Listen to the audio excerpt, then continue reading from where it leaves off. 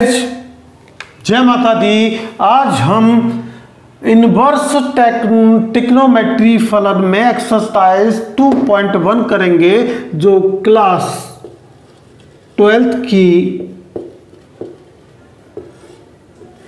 Differential trigonometry की आपकी दूसरी क्लास है। तो पहला क्वेश्चन है कि निम्नलिखित के मुख्य मानों को ज्ञात करें, और उसमें भी आपको दिया है फर्स्ट साइन इनवर्स -1/2। तो पिछली वीडियो में मैंने इनकी रेंज बताई थी, परिसर यानी प्रांत और परिसर बताए थे। तो अगर आपको वो याद है तो हमें बहुत इजी गोइंग तरीके से प्रश्नावली को हम करेंगे कि पहले आप सपोज करेंगे, माना कि सपोज y = साइन इनवर्स -1/2। अब देखिए, इनवर्स यदि हटाना है तो आपको साइन लेना पड़ेगा, यानी कि साइन y। तो दोनों पक्षों का साइन लेने पर, तो साइन इसका लिया और किसी भी राशि का, इसका मतलब यह है कि 1/sin, और मैंने इसका साइन ले लिया है, तो ये कैंसिल आउट हो गया, यानी कि ये हट जाएगा और यहां आएगा आपका -1/2। अब आपको फाइंडिंग द वैल्यू ये तलाश करनी है आपको टेबल में कि 1/2 आपका -1/2 किस वैल्यू का साइन में होता है, और वो भी आपको रेडियन में देखना है। तो साइन माइनस साइन आपका ये हो जाएगा π/6, और π/6 माइनस साइन π/6 को हम जो है लिख सकते हैं साइन माइनस π/6, यानी साइन थीटा के रूप में। अब आपको इनवर्स ले लेना है। इनवर्स लेने पर दोनों पक्षों का, तो आपको इधर से साइन हटेगा, y आ जाएगा, इधर इनवर्स लेंगे तो ये साइन हट जाएगा, यानी कि y की स्वतंत्र वैल्यू आपकी π/6 होगी। बट आपको ध्यान रखना है कि साइन का परिसर मैंने क्या बताया था, 1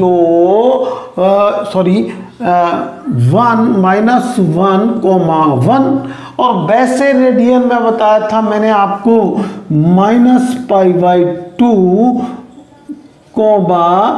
π/2। तो ये इसके बीच है, π/2 से भी छोटी वैल्यू है, इसका मतलब ये इसका जो है साइन का ये मीन वैल्यू, यानी कि प्रिंसिपल वैल्यू, यानी मुख्य मान होगा। तो दूसरे क्वेश्चन की ओर मूव करते हैं, और वो आपको बिल्कुल सेम इसी तरीके से करना है, लेकिन स्टेप आपकी देखनी है क्वेश्चन में क्या है। वो है आपका cos इनवर्स √3/2। तो अब माना कि सपोज कर लेना है हमको कि y बराबर cos इनवर्स, अब यहाँ पर आपका क्या है √3/2। अब दोनों पक्षों का आप क्या करेंगे, cos लेंगे, और cos लेंगे तो आपका ये cos y हो जाएगा, और ये यहाँ पर √3/2 हो गया, और यहाँ आपको क्या मिल गया, रेडियन में √3π/2, ये π/6 की ही वैल्यू होती है। तो cos π/6। अब cos π/6 जब आपके पास आ चुका है, तो आपको cos हटाना है, इसका मतलब cos इनवर्स कर लीजिए। लेने पर, और जब इन्वर्स करेंगे तो दोनों तरफ से आपकी यहाँ स्वतंत्र बाई आएगा, यहाँ आपका स्वतंत्र क्या आ जाएगा, π/6। तो सेकंड क्वेश्चन सॉल्व।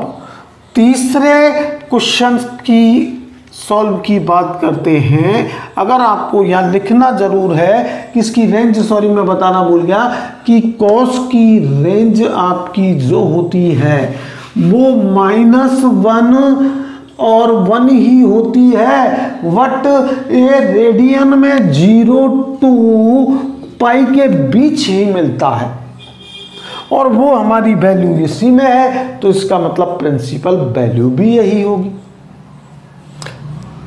अब देखिए अगले क्वेश्चन की बात कर रहे हैं हम, और वो है आपका कोसेक इनवर्स 2। अब आपने वही काम करना है, माना कि y बराबर कोसेक इनवर्स 2, तो कोसेक y बराबर 2। अब आप जानते हैं कोसेक 2 यानी 2 किसकी वैल्यू होती है, वही π/6, यानी कोसेक π/6। अब हमें क्या लेना है, इनवर्स लेना है, तो कोसेक इनवर्स लेने पर तो इधर से हटेगा, स्वतंत्र बाई आ जाएगा, ये आपका π/6 आ जाएगा। बट आपको जानते हैं कि कोसेक का जो परिसर होता है, रेंज होती है, वो -π/2 to π/2 -0 के बीच होता है, और दिस वैल्यू भी इसी के बीच की है, तो दिस मीन वैल्यू यानी प्रिंसिपल वैल्यू हो जाएगी आपकी कॉस बाई की, आपकी π/6 जो है प्रिंसिपल वैल्यू होगी। तो अगले फोर्थ क्वेश्चन की ओर मूव कर रहे हैं, और फोर्थ क्वेश्चन आपको दिया हुआ है कि आपका फोर्थ है tan इनवर्स √3 -√3, सॉरी √3 नहीं है, -√3 है। तो अब आपको वही सपोजिंग करना है कि y = tan इनवर्स -√3। अब आपको क्या करना है, दोनों पक्षों का tan लेना है, तो tan लेंगे तो ये tan y, और इधर आपका आ जाएगा -√3। और आपको पता है कि ये आपकी -π/3 की वैल्यू होती है √3, तो -tan π/3। अब हम इसको लिख सकते हैं tan -θ के रूप में, तो ये tan y और इनवर्स लेंगे तो आपका ये y बराबर -π/3 होगा। और आप जानते हैं कि कॉट की जो है परिसर रेंज -π/2 to π/2 होता है, जो वैल्यू भी इसके बीच की है, तो यही इसकी प्रिंसिपल वैल्यू होगी। अंतिम सवाल जो आप है वो मैं इधर ही कर रहा हूं कि कोसेक इनवर्स -1/2। तो माना कि आपका y बराबर क्या हो गया, कोस इनवर्स -1/2। अब कोस लेने पर तो ये हो जाएगा आपका cos y बराबर -1/2।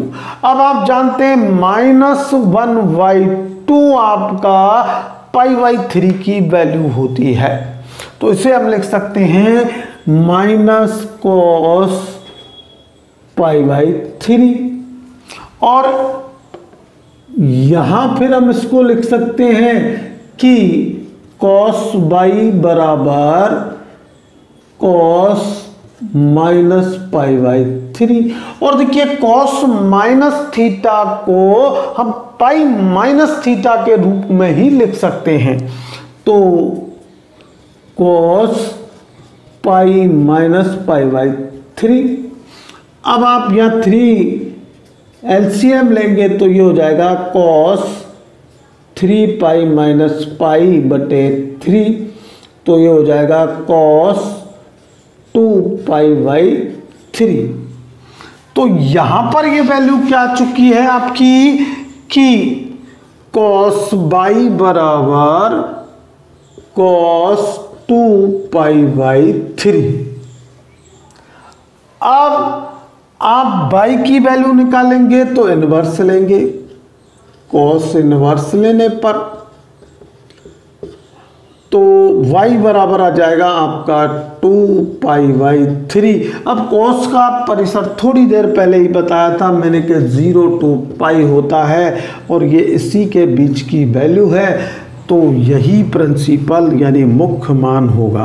तो आज का वीडियो आपको कैसा लगा ये ज़्यादा से ज़्यादा लाइक करके शेयर करके और हमारे चैनल को सब्सक्राइब करके बताएं। Thanks for watching this video.